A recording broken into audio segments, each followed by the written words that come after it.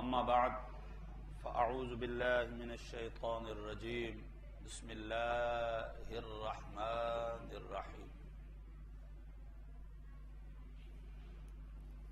قال اللہ تبارک و تعالی فی القرآن المجید والفرقان الحمید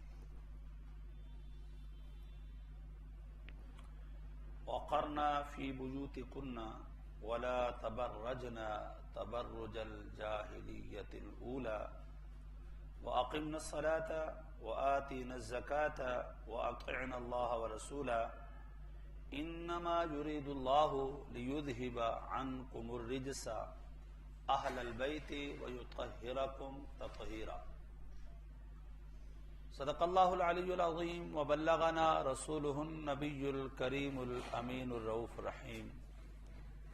محترم المقام جملہ سامعین، حاضرین و ناظرین، بارگاہ عزتی میں دعا کریں کہ باری تعالی عز و جل ہمارے آج کے نشست کو اپنی بارگاہ میں شرف قبولیت عطا فرمائے، اور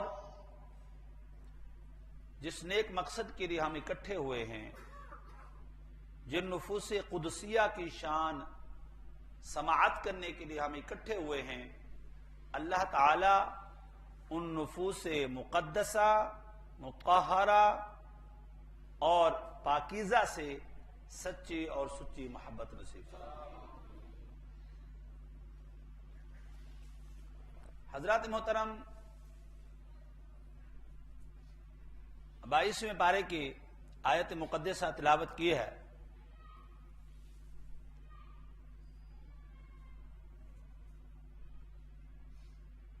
اللہ تبارک و تعالی عز و جل نے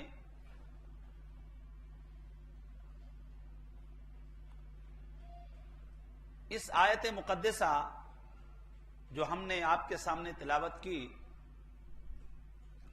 اس کا ماقبل سے تعلق ہے، پہلے والی آیاتوں سے بھی اس کا تعلق ہے۔ یہ سورۃ الاحزاب ہے اور اس کی آیت نمبر 28 سے لے کر کے آیت نمبر 34 تک ایک ہی جنس کے افراد کا ذکر ہو رہا ہے۔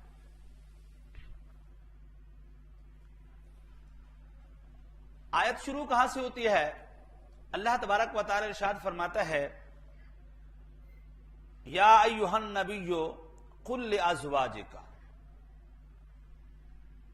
اے نبی صلی اللہ علیہ وسلم آپ اپنی ازواج کو فرما دیجیے،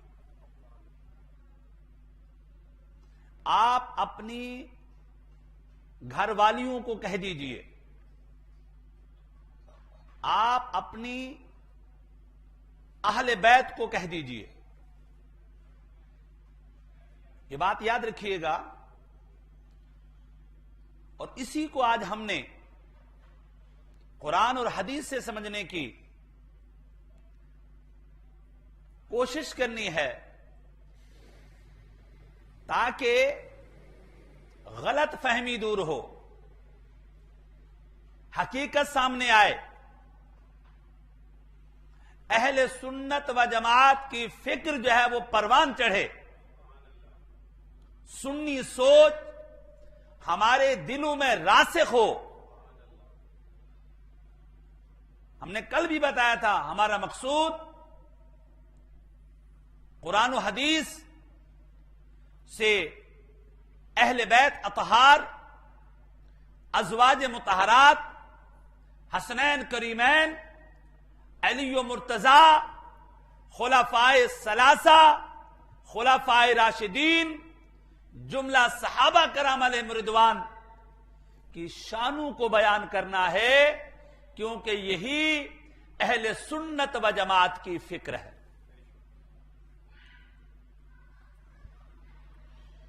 اس آیت کا، اس رکوع کا آغاز یا ایھا النبی قل لازواجک ان کنتن تردن الحیاۃ الدنیا وزینتها فتعالینا امتعکن واسرحکن سراحا جمیلا۔ اس آیت سے اس جو آیت میں نے پڑھی ہے یہ رکوع شروع ہوتا ہے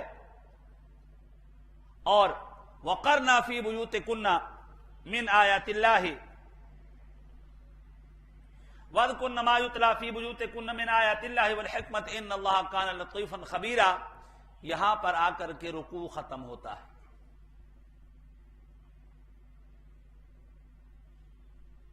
اس پورے رکوع کے اندر جو تقریباً 3 4 یا 5 آیات مقدسہ ہیں، اس پورے رکوع کے اندر جو ہے ازواج مطہرات، نبی مکرم صلی اللہ علیہ وسلم کی بیویاں اور نبی مکرم صلی اللہ علیہ وسلم کی رازدار اور آپ کے جو عقد میں تھی انہی کا ذکر ہے پورے رکوع میں. انما یرید اللہ سے جو آیت یہ حصہ شروع ہوتا ہے لیذھب عنکم الرجس اہل البیت ویطہرکم تطہیرا، یہ بھی اسی رکوع کا حصہ ہے.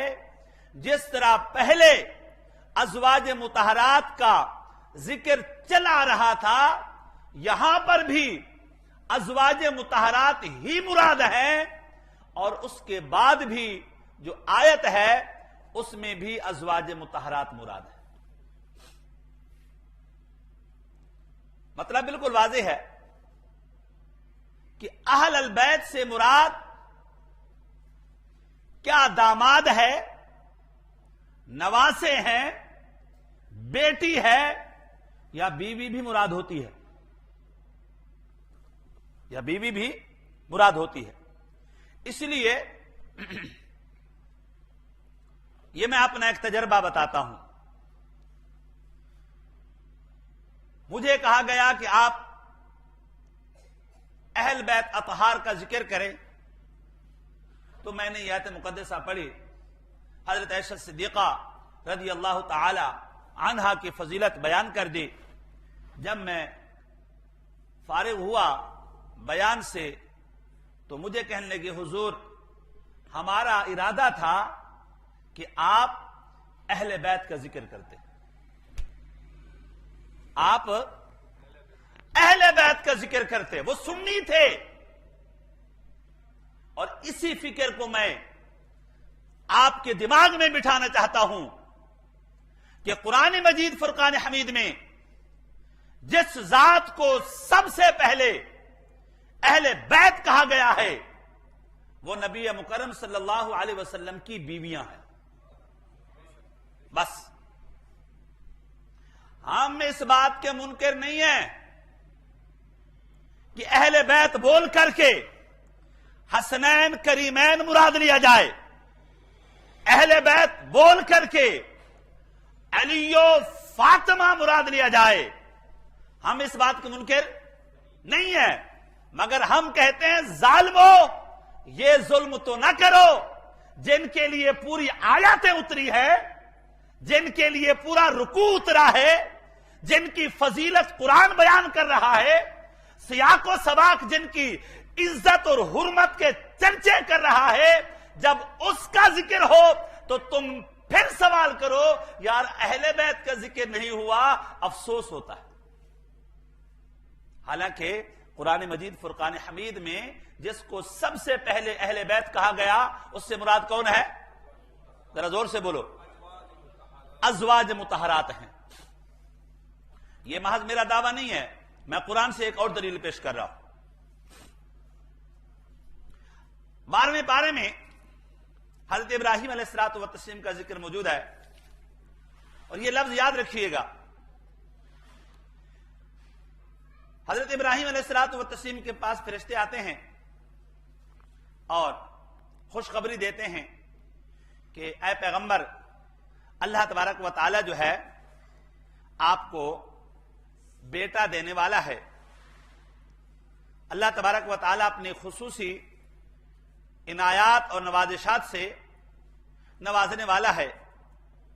یہ بات فرشتوں نے حضرت ابراہیم علیہ الصلاۃ والتسلیم سے جب کہی تو حضرت سارہ رضی اللہ تعالی عنہا بھی وہاں کھڑی ہوئی تھی.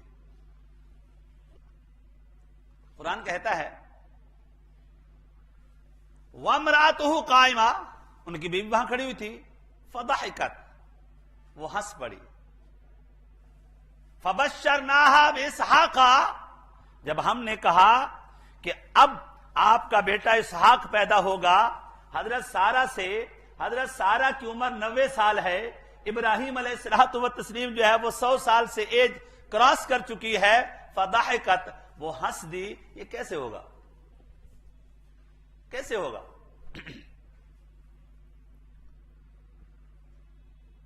وَمِن وَرَاءِ اسحاق یعقوب قالت یا ویلتا اَأَلِدُ وَأَنَا عَجُوزٌ وَهَذَا بَعْلِي شَيْخًا، یہ کیسے ہوگا؟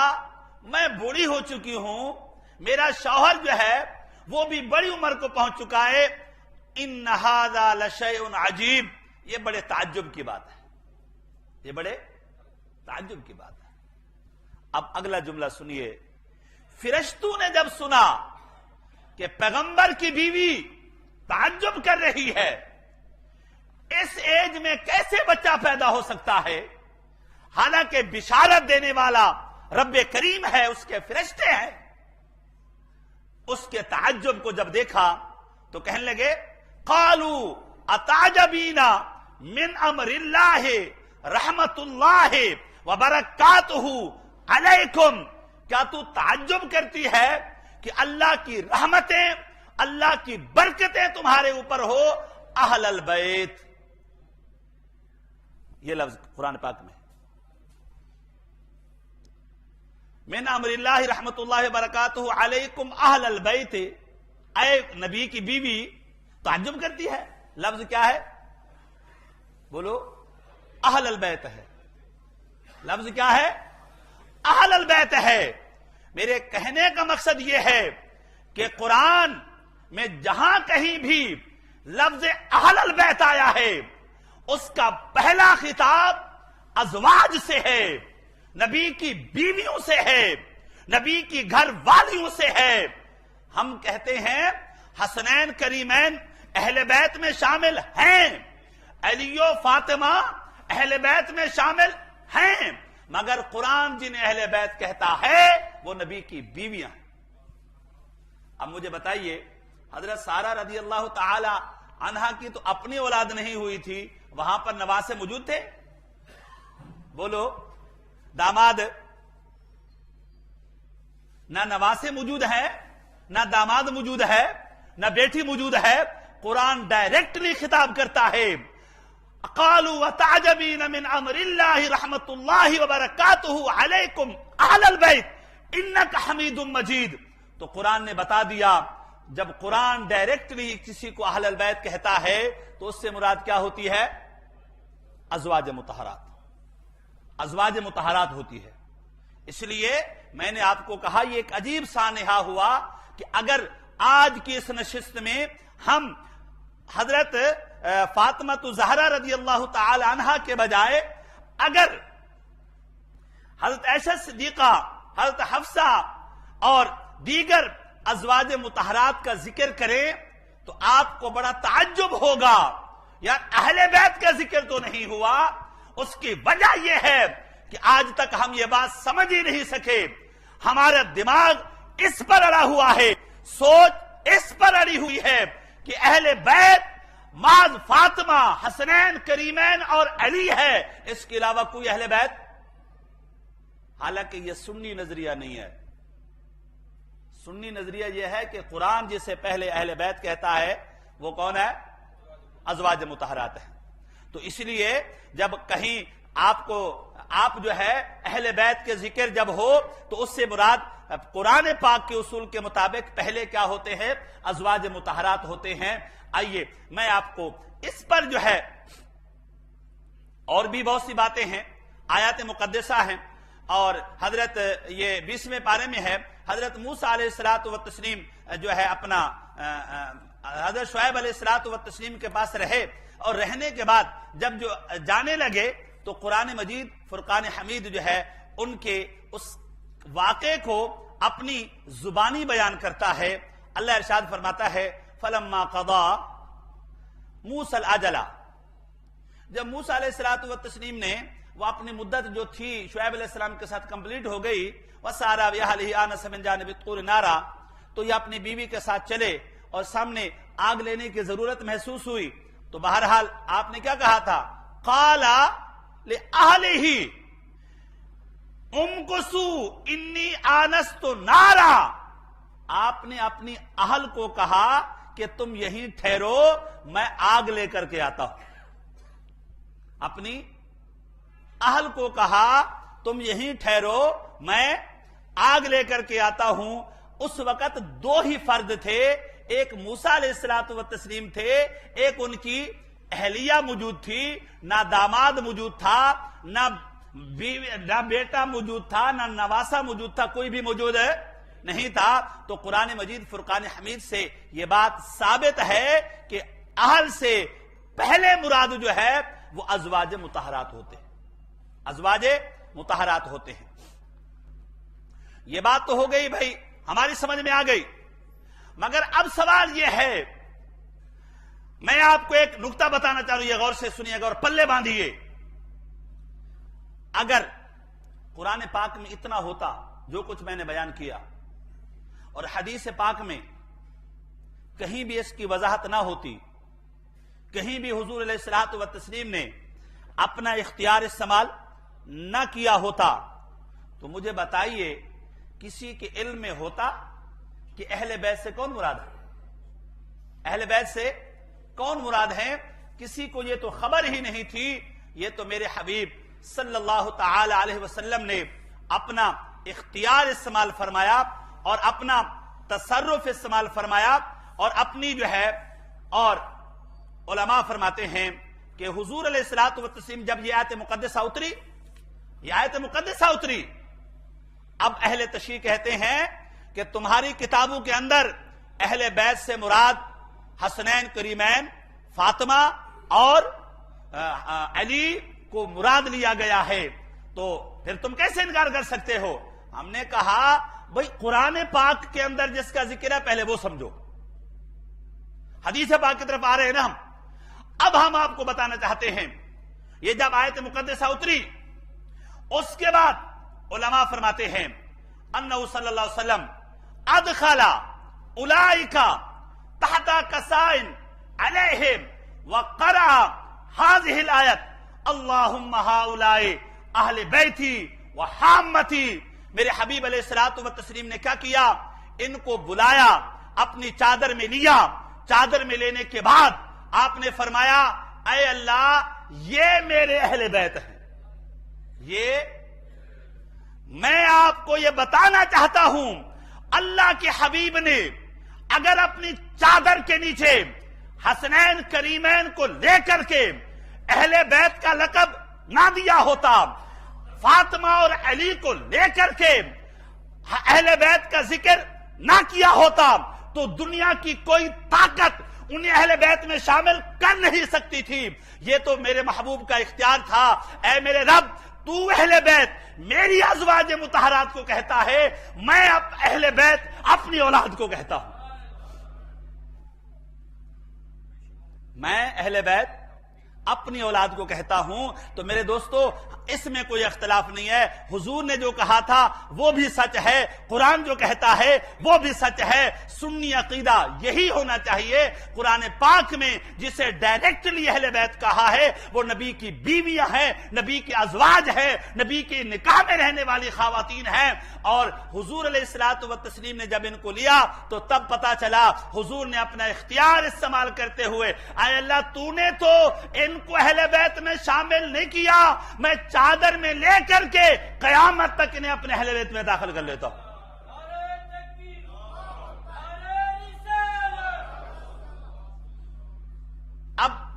اب سنیے، حدیث پاک پوری یوں ہے. حضور علیہ الصلوۃ والتسلیم نے جب یہ آیت پڑھی تو حضرت ام سلمہ یہ زوجہ نبی صلی اللہ علیہ وسلم وہاں پر موجود تھی.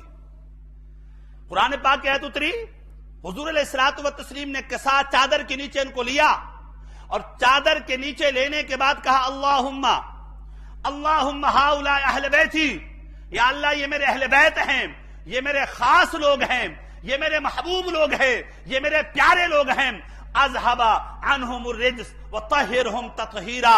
جب یہ پڑھا قالت ام سلمہ نے کہا یا رسول اللہ صلی اللہ علیہ وسلم انا معاہم، کیا میں بھی ان کے ساتھ ہوں؟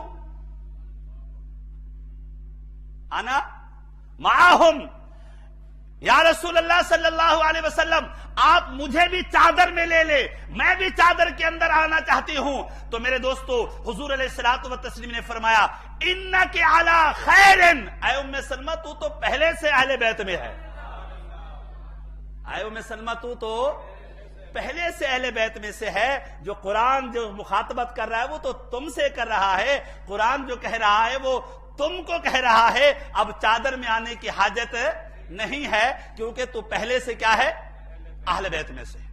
میرے دوستو ہم یہی کہتے ہیں کہ اہل بیت کا مفہوم جو ہے جیسے قرآن حدیث میں واضح ہے اس کو واضح کیا جائے۔ اگر کہیں اہل بیت کا ذکر آئے تو میرے بتانے کا مقصد یہ تھا اہل تشیع، اور ہمارے ہاں بھی ایک ماحول بن گیا ہے، بھئی اہل بیت کا ذکر ہوگا تو فاطمہ کا ذکر ہوگا، اہل بیت کا ذکر ہوگا تو حسنین کریمین کا ذکر ہوگا، اہل بیت کا ذکر ہوگا تو علی المرتضیٰ رضی اللہ تعالی عنہ کا ذکر ہوگا۔ اگر اس کی جگہ پر عائشہ صدیقہ کا ذکر ہو جائے، ام سلمہ کا ذکر ہو جائے، حضرت حفصہ رضی اللہ تعالی عنہا کا ذکر ہو جائے تو لوگوں کو ایک عجیب سا لگتا ہے۔ میں کہتا ہوں یہ فکر ختم کرو، جب اہل بیت کا ذکر آئے گا ازواج مطہرات کا ذکر بھی آئے گا، حسنین کریمین کا ذکر بھی آئے گا، علی و فاطمہ کا ذکر بھی آئے گا۔ اب قرآن کہتا ہے وَيُطَّهِّرَكُمْ تَطْهِيرًا، آج تک شیعہ روتے ہیں، شیعہ کہتے ہیں دیکھو حسنین کریمین کی پاکیزگی کا ذکر وَيُطَّهِّرَكُمْ تَطْهِيرًا میں موجود ہے، یا اللہ تو انہیں خوب خوب پا کر موجود ہے۔ علی المرتضیٰ رضی اللہ عنہ کی تطہیر کا ذکر آیت مقدسہ میں پہلے سے موجود ہے، فاطمہ زہرا کی تطہیر کا ذکر موجود ہے، اور میں کہتا ہوں عقل کے اندھو پہلے جن سے قرآن تطہیر کا لقب دیتا ہے، قرآن جس کی پاکیزگی کا درس دیتا ہے، قرآن جنہیں تطہیر کہتا ہے وہ تو ازواج مطہرات ہیں، وہ تو ازواج مطہرات ہیں۔ اللہ فرماتا ہے اے نبی کی بیویوں اللہ نے ارادہ یہ کیا ہے کہ تمہیں ہر قسم کی آلائش سے پاک کر دے، ہر قسم کی آلائش سے پاک کر دے۔ یہی وجہ ہے کہ پھر دنیا نے دیکھا ازواج مطہرات میں سے کوئی ایسی بات نہیں ہوئی جو خلاف شرع، کوئی ایسا عمل نہیں ہوا جو خلاف شرع ہو۔ اہل تشیع کہتے ہیں، قرآن کہتا ہے وَقَرْنَا فِي بُيُوتِكُنَّ، اے نبی کی بیویوں تم اپنے گھر میں ٹھہری رہو، حالانکہ تم کہتے ہو نبی کی بیویوں نے خلاف شرع کام نہیں کیا، ہم ثابت کرتے ہیں۔ وہ کیا ہے؟ حضرت عائشہ صدیقہ رضی اللہ تعالی عنہا جنگ جمل میں شریک ہونے کے لیے اپنے گھر سے چلی تھی، بصرہ کے بستی کے قریب جنگ میں شریک ہوئی تھی، تو ہم آپ کو ثابت کر دیتے ہیں کہ آپ ان کا فعل قرآن و حدیث کے خلاف واقع ہوا ہے۔ ہم کہتے ہیں سنیے، یہ قصہ ہے، حقیقت یہ ہے کہ حضرت عثمان غنی رضی اللہ تعالی عنہ کو 18 ذو الحجہ کو شہید کیا گیا تھا۔ حضرت عائشہ صدیقہ رضی اللہ تعالی عنہ اپنے بھانجے کے ساتھ، اپنے ایک اور محرم کے ساتھ وہ پہلی ذو الحجہ کو حج کے لیے مکہ تشریف لے گئی تھی۔ کہاں؟ مکہ تشریف لے گئی تھی۔ جب حضرت عثمان غنی کو شہید کیا گیا تھا وہ جو ہے مدینہ میں تھی ہی نہیں، وہ تو مکہ میں تھی۔ اللہ ارشاد فرماتا ہے تم اپنے گھروں میں ٹھہری رہو، باہر مت نکلنا۔ یہ نہیں ہے جیسے ہماری گھومتیاں رہتی ہے، مطلب یہ ہے غیر ضروری طور پر مت جانا۔ احکام شرعیہ بجا لانے کے لیے بھی اللہ نے ممنوع قرار دیا ہے۔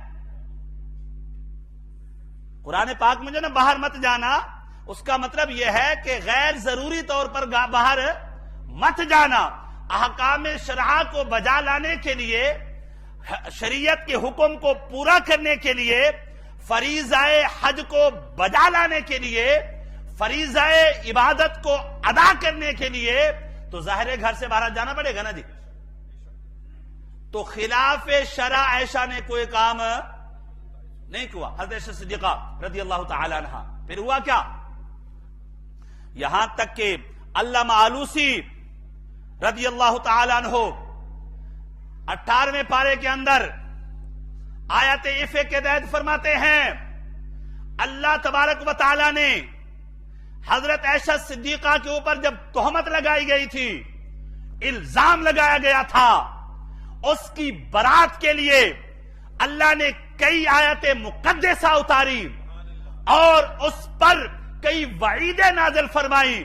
امام صاحب روح المعانی فرماتے ہیں اللہ تبارک و تعالی نے بے نمازی کو اتنا برا نہیں کہا، نماز چھوڑنے والے کو اتنا برا نہیں کہا، حج کے تارک کو اتنا برا نہیں کہا، فرائض سے روگردانی کرنے والے کو اتنا برا نہیں کہا جتنا عائشہ صدیقہ کو برا کہنے والے کو برا کہا.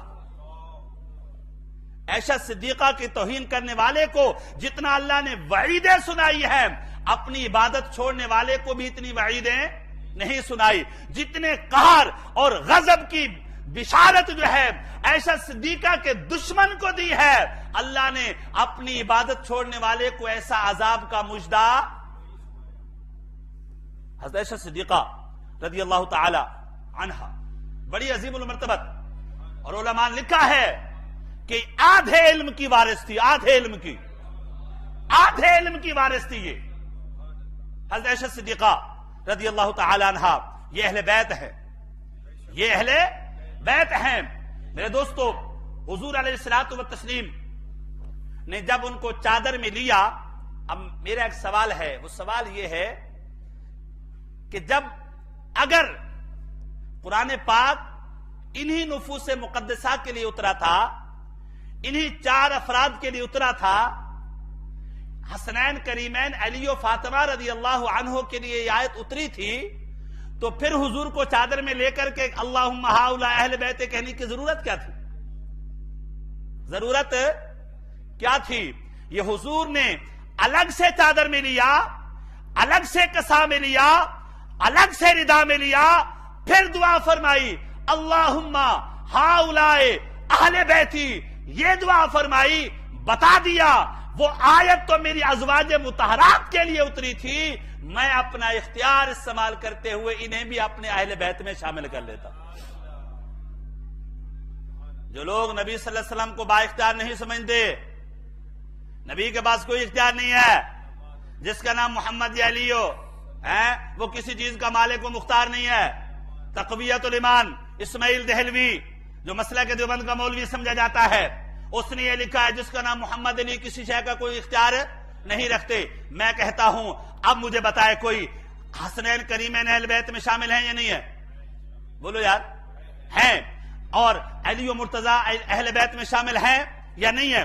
قرآن کے حکم میں شامل تو نہیں ہے، نبی صلی اللہ علیہ وسلم نے شامل کیا تو شامل ہو گئے. اگر نبی کو اختیار نہ ہوتا، اللہ فرما دیتا اے محمد تو کون ہوتا ہے؟ میں رب ہوں، میں جسے چاہوں اہل بیت قرار دے دوں، جسے چاہوں اہل بیت قرار نہ دوں. فرمایا محبوب تیرا کہا ہم ٹالتے کب ہیں؟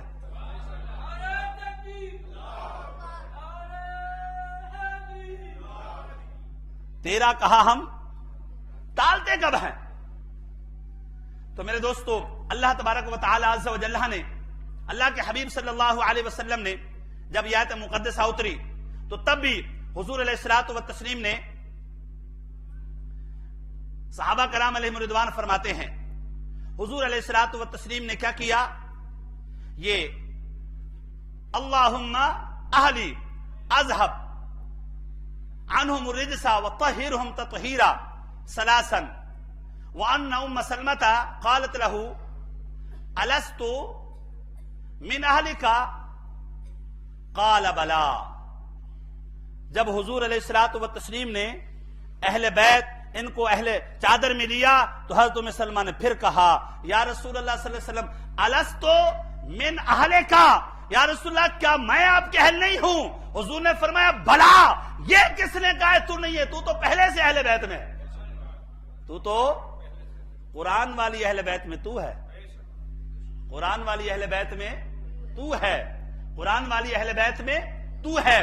میرے دوستو، حضور علیہ الصلوۃ والتسلیم نے ایک مرتبہ حضرت واصلہ فرماتے ہیں رضی اللہ تعالیٰ عنہ کہ حضور صلی اللہ علیہ وسلم گزرے، آپ نے فرمایا علی کو بلایا، حسنین کریمین کو بلایا، اپنے پاس بٹھایا اور پھر آپ نے کہا کہ اللہم ہؤلاء اہل بیتی، اے اللہ یہ میری اہل بیت میں سے ہیں۔ تو حضرت واصلہ صحابی رسول تھے، یہ کہنے لگے یا رسول اللہ صلی اللہ علیہ وسلم انا من اہل کا، یا رسول اللہ کیا میں بھی آپ کے اہل میں سے ہوں؟ صحابی کہہ رہا ہے یا رسول اللہ کیا میں بھی اہل بیت میں سے ہوں؟ یا رسول اللہ کیا میں بھی اہل بیت میں سے ہوں؟ حضور علیہ الصلوۃ والتسلیم نے فرمایا ہاں ہاں انت من اہلی، صحابی کو فرمایا تو بھی میرے اہل بیت میں سے ہے، تو بھی میرے اہل بیت میں سے ہے۔ حضور علیہ الصلوۃ والتسلیم کی ایک لونڈی تھی جس کا نام ماریہ قبطیہ تھا، اور انہی سے حضور صلی اللہ علیہ وسلم کا کہ جو صاحبزادہ تھے حضرت ابراہیم جو تھے وہ انہی سے پیدا ہوئے۔ لوگوں نے یہ بات پھیلا رکھی تھی کہ یہ ماریہ قبطیہ جو ہے اس کے اپنے قبطی خاندان کے کسی لڑکے کے ساتھ معاذ اللہ ناجائز مراسم ہے۔ حضور علیہ الصلوۃ والتسلیم نے حضرت علی کو کہا علی یہ تلوار لو، یہ شخص جس کے بارے میں یہ مشہور ہے جہاں ملے قتل کر دینا، جہاں ملے قتل کر دو۔ حضرت علی فرماتے ہیں رضی اللہ تعالیٰ عنہ میں چلا تو مجھے وہ سامنے شخص نظر آیا، وہ میرا ارادہ بھانپ گیا اور وہ بھاگا اور بھاگنے کے بعد وہ کھجور کے درخت پر چڑھ گیا۔ یہ اہل تشیع نے لکھا ہے، یہ اہل تشیع نے لکھا ہے، ان کتابوں میں لکھا ہوا ہے کہ وہ درخت کے اوپر چڑھا اور کچھ دیر کے بعد اس کا جو تہبند تھا اس نے اتار کر کے پھینک دیا اور وہ نیچے آ گرا۔ تو حضرت علی رضی اللہ عنہ نے جب اس کو برہنہ حالت میں دیکھا تو خاموشی کے ساتھ چلے گئے۔ حضور علیہ الصلوۃ والتسلیم کی بارگاہ میں پہنچے، حضور علیہ الصلوۃ والتسلیم نے فرمایا علی کیا ہوا؟ فرمایا یا رسول اللہ سب جھوٹ ہے، سب جھوٹ ہے، وہ اس لیے میں گیا، وہ شخص کھجور پر چڑھا اور پھر وہ کھجور سے اس نے تہبند اتار کر کے نیچے پھینک کر کے اس نے جب نیچے آ پڑا، جب میں نے اس کی جسمانی حیات کو دیکھا تو وہ عورت کے ساتھ کچھ ناجائز عمل کرنے کے قابل تھا ہی نہیں، عورت کے ساتھ کچھ ناجائز عمل کرنے کے قابل تھا ہی نہیں۔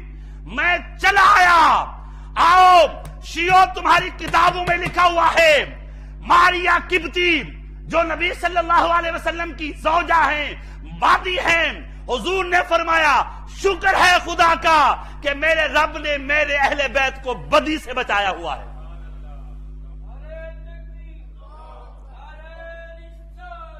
شکر ہے خدا کا کہ میرے اہل بیت کو میرے رب نے بدی سے بچایا ہوا ہے، اس لیے کہ یہ پورا بلیم تھا، جھوٹ تھا، اور جب یہ شخص اس عمل کا قابل نہ رہا تو پھر ماریہ قبطیہ سے بھی کوئی کبھی برائی ہو سکتی نہیں ہے۔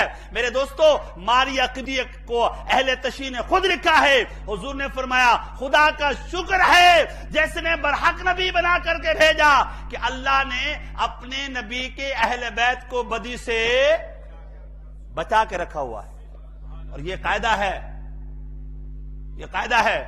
حضرت عبداللہ بن عباس فرماتے ہیں رضی اللہ تعالی عنہ ما بغت امرات نبی قط، فرماتے ہیں حضرت حق فرماتے ہیں ما بغت امرات نبی قط، فرمایا اللہ اپنے نبی کی عقد میں کافرہ عورت تو دے سکتا ہے، فاحشہ بدکارہ کبھی دے، فاحشہ بدکارہ نہیں دے سکتا، کیونکہ حضرت لوط علیہ الصلوۃ والتسلیم کی بیوی کافرہ تھی، حضرت نوح علیہ السلام کی بیوی جو تھی وہ کافرہ تھی۔ تو اللہ تبارک و تعالی اپنے نبی کے عقد میں کافرہ بیوی تو دینا گوارا کر لیتا ہے، مگر فاحشہ بدکارہ کبھی ممکن ہی نہیں ہے، اللہ کی یہ شان نہیں ہے۔ اس لیے یہ بات یاد رکھنا، اہل کفر میں کفر برا نہیں ہے، بد عملی بری ہے۔ اہل کفر میں کفر برا نہیں ہے، بد عملی بری ہے۔ اس لیے وہ کسی کافر عورت کا کسی نبی کے عقد میں ہونے کو برا نہیں سمجھتے تھے، مگر زنا جو ہے وہ عقلاً فطرتاً برا سمجھا جاتا ہے، بدکارہ ہونا فطرتاً برا سمجھا جاتا ہے۔ اس لیے اللہ تبارک و تعالیٰ نے ایسا کبھی نہیں کیا کسی نبی کے حق میں جو ہے وہ بدکارہ فاحشہ بیوی دے دی، ہو ہی نہیں سکتا، یہ اللہ کا قانون ہی نہیں ہے، قاعدہ ہی نہیں ہے۔ اس لیے حضرت عائشہ صدیقہ رضی اللہ تعالی عنہ پر جب تہمت لگی، آج لوگ کہتے ہیں، دیوبندی کہتے ہیں بھائی حضرت عائشہ صدیقہ کا ہار گم ہو گیا تھا، نبی کو پتا ہوتا تو بتا دیتے نا، نبی کو پتا ہوتا تو بتا دیتے، نبی کو پتا ہی نہیں تھا، اور تم کہتے ہو نبی سب کو جانتا ہے۔ ایک شخص میرے پاس آیا اور وہ کہنے لگا جی حضرت میں بہت سے لوگوں کے پاس گیا ہوں تو مجھے کوئی جواب نہیں دے سکا، اور مجھے آپ سے بھی یہی امید ہے کہ آپ بھی جواب نہیں دے پائیں گے۔ میں نے پہلے سے فیصلہ کر لیا، پہلے سے فیصلہ ہو گیا۔ کہنے لگے یہ بتائے، اچھا میں نے بولا ایک بات یاد رکھنا، مختصر سوال مختصر جواب۔ کہنے لگے یہ بتاؤ، حضرت عائشہ صدیقہ رضی اللہ تعالی عنہ کہ جب ہار گم ہو گیا تھا، نبی مکرم صلی اللہ علیہ وسلم کو پتا تھا یا نہیں تھا؟ میں نے کہا جی پتا تھا۔ کہنے لگے جی پھر حضور علیہ الصلوۃ والتسلیم نے پہلے بتایا کیوں نہیں تھا؟ میں بولا آپ یہ بھی جھوٹ بول رہے ہیں کہ حضور نے پہلے نہیں بتایا تھا، یہ جھوٹ بول رہے ہیں آپ۔ اور دوسری بات میں نے بولا سنیں، میں نے بولا بخاری کے اندر موجود ہے، جب حضور صلی اللہ علیہ وسلم کے سامنے یہ بات آئی کہ عائشہ صدیقہ کے اوپر تہمت لگا دی گئی ہے، بخاری کے اندر موجود ہے، حضور فرماتے ہیں فواللہ ما علمت من اہلی الا خیرا، اس رب ذوالجلال کی عزت کی قسم میں اپنی بیوی کے بارے میں خیر کے علاوہ کچھ نہیں جانتا۔ خیر کے علاوہ میں نے بولا بخاری میں لکھا ہوا ہے، یہ حضور نے پہلے بتا دیا تھا، اب پھر اتنا انتظار کیوں کیا، گھر کیوں بھیج دیا تھا؟ میں نے کہا میرا ایک سوال ہے، میرا سوال یہ ہے اگر عائشہ صدیقہ رضی اللہ تعالی عنہ کی برات اور اس کو بری الذمہ نبی قرار دے دیں یہ افضل ہے یا اللہ قرار دے دے یہ افضل ہے؟ افضل کیا ہے؟ بولا جی اللہ۔ میں نے بولا یہی تو میں بتانا چاہ رہا تھا، میرے حبیب علیہ الصلوۃ والتسلیم کے علم میں تھا عائشہ صدیقہ پر جھوٹا بہتان بکا گیا ہے۔ قرآن کہتے ہیں ھذا بہتان عظیم، یہ تو بہت گندا بہتان ہے، یہ بہتان گندا ہے۔ میں نے کہا حضور کے علم میں تھا عائشہ صدیقہ بری الذمہ ہے، عائشہ صدیقہ پاک ہے۔ میرے نبی یہ چاہتے تھے اگر میں کہوں گا تو وہ حدیث بن جائے گی، حدیث کے اوپر پھر جرحیں شروع ہو جائیں گی، یہ حدیث ضعیف ہے، یہ حدیث ٹھیک ہے، یہ حدیث موضوع ہے، یہ حدیث جناب والا ٹھیک ہے یا نہیں ہے۔ میں انتظار کرتا ہوں میرا رب قرآن اتارے، جب تک قرآن پڑھا جاتا رہے گا عائشہ صدیقہ کی برات کا اظہار بھی ہوتا رہے گا۔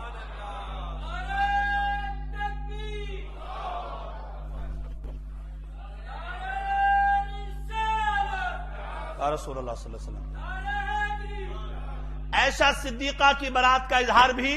اور آئیے میں آپ کو بتاتا ہوں، قرآن نے خود دو جگہ موقع پر ایسا ہوا ہے۔ حضرت عیسیٰ علیہ الصلوۃ والتسلیم کی ماں کے اوپر جب لوگوں نے تہمت لگائی تھی یا امرات اخی جو نا فرعون کی اپنا آل عمران کی بہن، کیا ہوا تو یہ کیا لے کر کے آ گئی؟ تو انہوں نے کہا تھا کہ جو بچہ جھولے میں ہے نا اس سے بات کرو، نکلم من کان فی المہد صبیہ، اس سے بات کرو۔ اب ماں کے اوپر تہمت لگی ہوئی ہے، اب فرمایا کہ تم ان سے بات کرو۔ جب ان سے بات ہوئی تو کہنے لگے یہ تو بچہ ہے، قالوا كيف نكلم من كان في المهد صبيا قال اني عبد الله. کہنے لگے بچے سے کیسے بات کریں؟ 3 دن کا بچہ عیسیٰ علیہ الصلوۃ والتسلیم بول پڑتے ہیں کہ نہیں، میں اللہ کا بندہ ہوں، اللہ نے مجھے کتاب دے کر کے بھیجا ہے، اور میری اس ماں اس ملامت سے بری و ذمہ ہے. اللہ چاہتا تو کوئی ایسا ذریعہ پیدا کر سکتا تھا. اسی طرح حضرت یوسف علیہ الصلوۃ والتسلیم کے اوپر جب تہمت لگتی ہے نا، تو وہ بھی قرآن یہی کہتا ہے کہ وہ بھاگتی ہوئی حضرت وہ جو زلیخا سامنے آتی ہیں، تو وہ ان کا شوہر جب سامنے کھڑا ہوتا ہے تو اس کہتے ہیں یہ بتا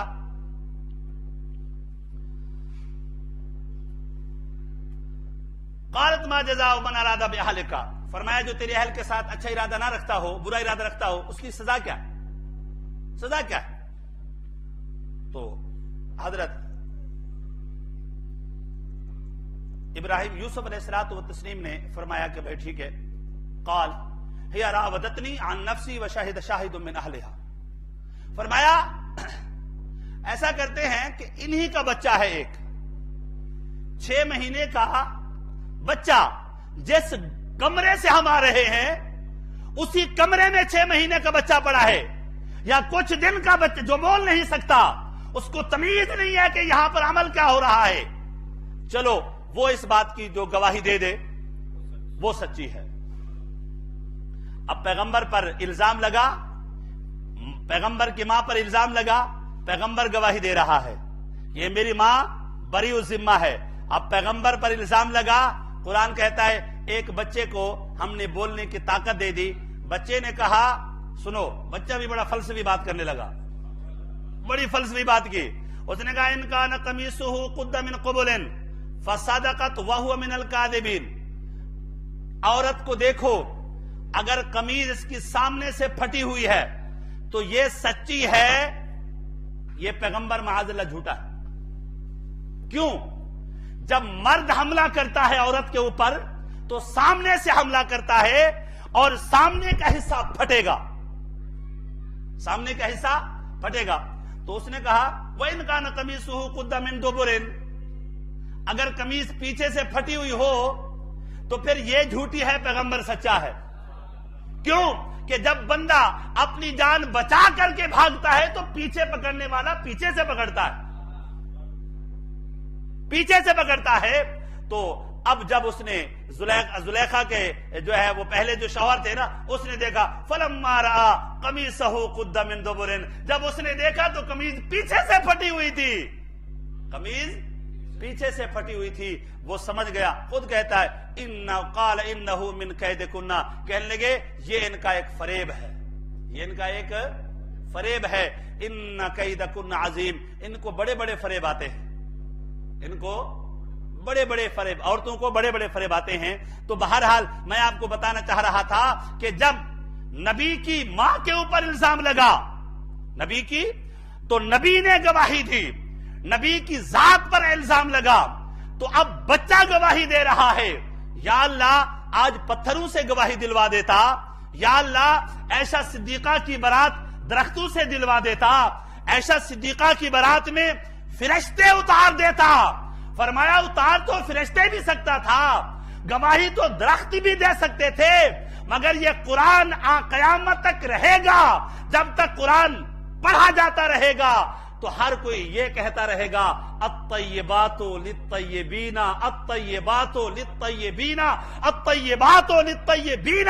پاک مردوں کے لیے پاک عورتیں چنی جاتی ہے، ستھرے مردوں کے لیے ستھری عورتیں چنی جاتی ہیں. تو یہ قیامت تک اللہ نے فرمایا ایشا صدیقہ ستھری ہے، ایشا صدیقہ ستھری ہے. ہم یہ کہتے ہیں اہل بیت کا اگر صحیح لوگوں کو پتہ نہیں چلے گا تو کوئی ایشا صدیقہ پر بلیم لگائے گا، الزام لگائے گا، تہمتیں لگائے گا، تو پھر ہمیں تو پتہ نہیں ہوگا، ہم تو یہ سمجھیں گے کہ ازواج مطہرات میں سے ہے، حالانکہ یہ اہل بیت ہے، حالانکہ اس لیے ہم یہ اہل تشیع کہتے ہیں کہ پھر ہم یہ کہتے ہیں صدیقہ رضی اللہ تعالی عنہ نہ جنگ کے ارادے سے گئی تھی، نہ گھر سے جنگ کے لیے نکلی تھی، وہ حج کرنے کے لیے گئی تھی۔ جب حج کے موقع پر 18-19 ذوالحجہ کو کئی صحابہ مدینہ سے مکہ پہنچے، فرمایا کہ امیر المومنین عثمان غنی رضی اللہ عنہ کو شہید کر دیا گیا ہے۔ آپ نے فرمایا اب حالات ایسے نہیں ہیں کہ ہم کہاں چلے، مدینہ چلیں۔ کہاں چلے؟ مدینہ چلتے ایسے حالات نہیں ہیں، اب کسی ایسی جگہ پر چلے جاتے ہیں جہاں پر ٹھہرتے ہیں، انتظار کرتے ہیں، جیسے حالات ٹھیک ہو جائیں گے تو ہم واپس آ جائیں گے۔ اور حضرت علی پر دباؤ ڈالو کہ وہ قاتلان عثمان غنی کو جو ہے نا سزا دے۔ اور یہ بات حضرت حسنین کریمین کئی صحابہ نے حضرت علی کو روکا تھا کہ آپ اچھا یہ جو شرارتی لوگ تھے نا، انہوں نے حضرت علی کو بھارا، دیکھا آپ کے خلاف ہو گئی ہے عائشہ صدیقہ، یہ بصرہ جا رہی ہیں اور آپ کے خلاف جنگ کرنے کے لیے جا رہی ہیں۔ تو کئی صحابہ نے کہا ایسا نہیں، ہم لوگ بھیج کر کے پتہ کرتے ہیں، معلومات کرتے ہیں کہ جو بھی معاملہ ہوگا، پھر جو ہے جب عائشہ صدیقہ رضی اللہ تعالی عنہ کے پاس حضرت امیر المومنین خلیفۃ المسلمین خلیفہ چہارم حضرت علی رضی اللہ تعالی عنہ کا قاصد گیا اور پوچھا تھا عائشہ صدیقہ کیسے آنا ہوا، تو آپ نے یہ نہیں کہا تھا میں جنگ کرنے کے لیے آئی ہوں، فرمایا بے اصلاح الناس ہے، میں اس لیے آیا ہوں تاکہ لوگ آپس میں صلح کر لے، لوگ آپس میں صلح کر لے۔ یہ تو خدا کا کرنا ایسا ہوا تھا، یہ تو لکھا ہوا تھا وَكَانَ أَمْرُ اللَّهِ مَفْعُولًا، جو اللہ کا کیا ہوا آرڈر ہے وہ تو ہو کر کے رہتا ہے۔ یہ ایک عظیم جنگ ہو گئی، حالانکہ عائشہ صدیقہ رضی اللہ تعالی عنہ کا جنگ کرنے کا کوئی ارادہ نہیں تھا۔ جب یہ سب کچھ ہو گیا، عائشہ صدیقہ رضی اللہ تعالی عنہ کو جو ہے حضرت علی نے بڑے امن کے ساتھ، بڑے سکون کے ساتھ اور بڑے ایک پہرے کے ساتھ فرمایا اس کو حفظ و امان کے ساتھ جو ہے مدینہ جو ہے وہ چھوڑ دیا جائے، اور تاکہ کسی طرح کا راستے میں کوئی اور نقصان نہ ہو۔ اگر یہ جنگ لڑنے کے لیے گئے تو پھر تو قتل ہونا تھا نا جی۔ تو میرے دوستو، اللہ تبارک و تعالی عز و جل نے خود قرآن مجید فرقان حمید میں تو اہل بیت جو ہے نا، اہل بیت، اس کا ایک آخری نقطہ آپ سماعت فرمائیں۔ علماء نے لکھا ہے کہ اہل بیت سے 3 اہل بیت ہوتے ہیں۔ اہل بیت جو ہیں وہ 3 ہوتے ہیں۔ یہ میرے پاس قاضی اپنا شیخ عبدالحق محدث دہلوی رحمت اللہ تعالی علیہ کی یہ کتاب اشعۃ اللمعات موجود ہے۔ اس میں جو ہے انہوں نے اہل بیت کے جو مناقب لکھے ہیں، اس کا جو شروعات کی ہے، وہ فرماتے ہیں مناقب اہل بیت النبی صلی اللہ علیہ وسلم۔ یہ کہتے ہیں بدا کے اطلاق اہل بیت بچند معنی آمدہ، اہل بیت چند معنوں کے لیے آتا ہے، چند معنوں کے لیے آتا ہے۔ ایک اہل بیت کا سانے کہ حرام بریشہ زکات گرفتن، ایک اہل بیت نبی کے وہ ہیں جن کو زکات دینا یا ان کو زکات لینا حرام ہے، وہ بھی نبی کے اہل بیت ہے، وہ بھی نبی کے اہل بیت ہیں۔ وہ کہتے ہیں وَعِيشَا بنو ہاشمند وَعِي شامل آل عباس وآل علی وآل جعفر وآل عقیل وآل حارث رضی اللہ عنہم اجمعین۔ اہل بیت جب کہیں گے تو ایک اہل بیت وہ ہیں جن کو زکات لینا، زکات دینا حرام ہے، وہ علی کی اولاد ہے، اور جو ہے آل عباس ہیں، آل جعفر ہیں، آل عقیل ہیں، آل حارث ہے۔ یہ اہل بیت وہ ہے جن کو زکات لینا دینا کیا ہے؟ حرام ہے۔ اور وہ کہتے ہیں گاہے بمانی اہل و عیال آمدہ، کبھی اہل بیت بول کر کے بیوی بچے مراد لیے جاتے ہیں۔ وہ مراد شامل مر ازواج مطہرات را، یہ حکم ازواج مطہرات کو بھی شامل ہے۔ کہتے ہیں وہ بیرون آوردن نساء حضرت صلی اللہ علیہ وسلم از اہل بیت مقابرہ است و مخالفت است مرسوق آیت کریمہ انما یرید اللہ لیذہب عنکم الرجس اہل البیت ویطہرکم تطہیرا، زیرا کے خطاب بعیشہ است در اول آیت و آخر کہتے ہیں یہ پورا رکوع پڑھو شروع سے لے کر کے آخر تک اہل بیت ازواج مطہرات کو خطاب کیا گیا ہے، تو مطلب یہ ہوا کہ ان کو اہل بیت سے نکالنا یہ قرآن کی مخالفت ہے، قرآن کے سیاق و سباق کی مخالفت ہے، قرآن کے اسلوب کی مخالفت ہے اور حقیقت قرآن سے مقابلہ ہے۔ اور اس کے بعد کہتے ہیں امام فخر الدین رازی رحمت اللہ تعالی علیہ گفتہ کہ یہ آیت شامل است من نساء حضرت صلی اللہ علیہ وسلم را، زیرا کہ سباق آیت ندامی کند بر ایشا، پس بیرون آوردن ایشا را عذاب و مخصوص کردن بغیر ایشا صحیح نباشد۔ کہتے ہیں مولا امام فخر الدین رازی فرماتے ہیں کہ اس آیت میں ازواج مطہرات کو نکالنا اور غیر ازواج مطہرات کو شامل کرنا یہ ٹھیک نہیں ہے، قرآن کے اسلوب کے خلاف ہے۔ ہاں یہ کہتے ہیں نیز گفتہ اولاست کہ گفتہ شود اہل بیت اولاد حضرت و ازواج او یند و حسنین و کریمین رضی اللہ عنہما از ایشا نند و علی مرتضی نیز اہل بیت او است بجہت معاشرت او بنت پیغمبر را و ملازمت او مروے صلی اللہ علیہ وسلم۔ کہتے ہیں ہاں اب تیسرا معنی، جب ہم اہل بیت کہیں گے تو اہل بیت سے مراد نبی کی اولاد ہوگی، حسنین کریمین ہوں گے، یعنی کیا مطلب ہے؟ اولاد نبی کا مطلب کیا ہے؟ 4 بیٹیاں 3 بیٹے، 4 بیٹیاں 3 بیٹے، حسنین کریمین فاطمہ علی رضی اللہ تعالی عنہ کو بھی ہم مراد لے لیں گے۔ اصل قرآن ازواج مطہرات کے لیے اترا ہے، اصل قرآن ازواج مطہرات کے لیے اترا ہے۔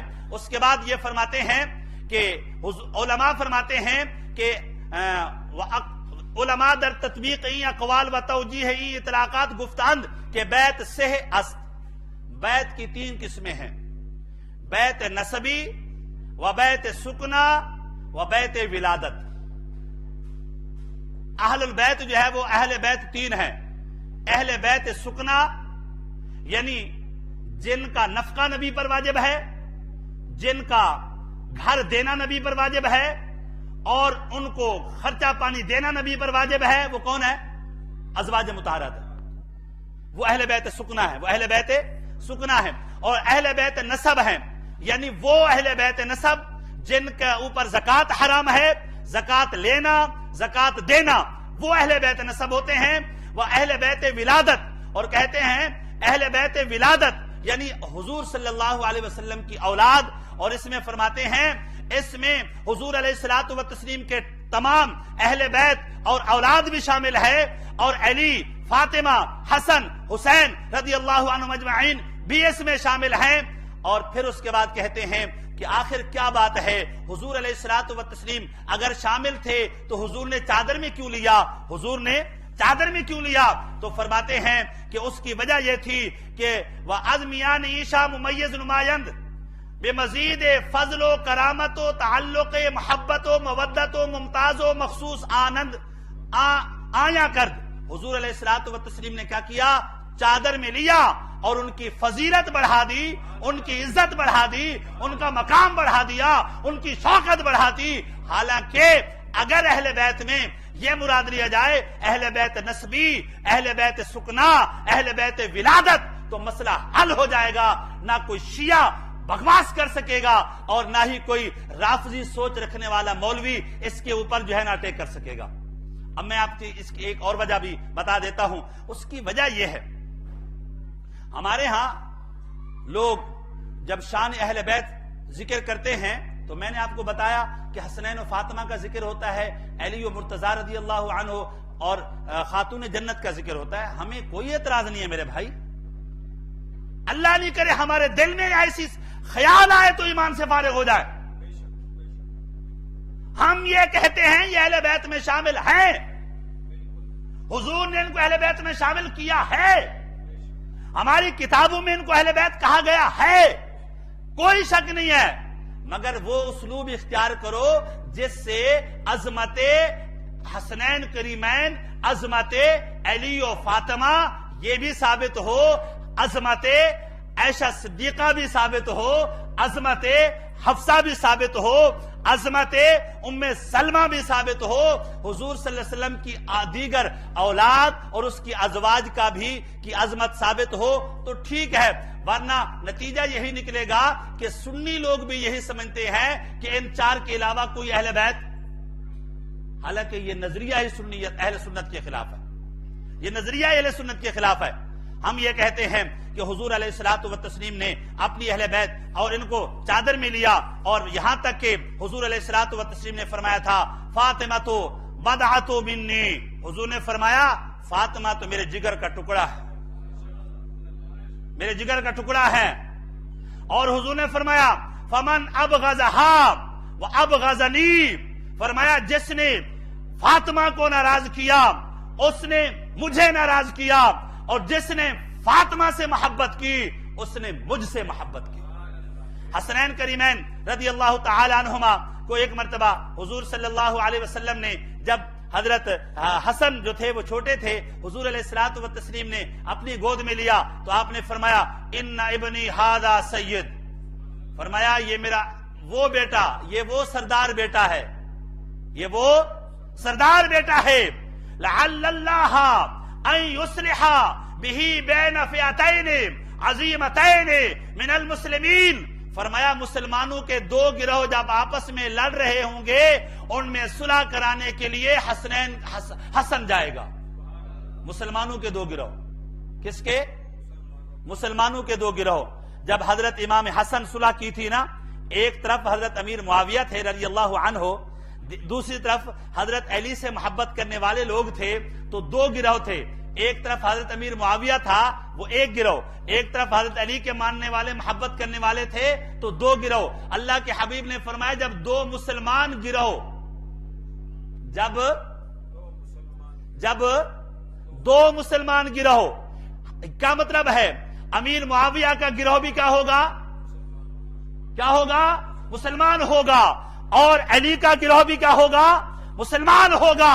علی نبی مکرم صلی اللہ علیہ وسلم تو فرمائیں امیر معاویہ کا گروہ مسلمان ہے، امیر معاویہ کے ماننے والے مسلمان ہیں۔ یہاں نام نہاد کوئی پروفیسر یہ کہہ دے کہ نہیں اس کا جو ذکر کرے 10ویں محرم الحرام کو اس کو جوتے مارو، ہے؟ حضور فرماتے ہیں مسلمان ہے۔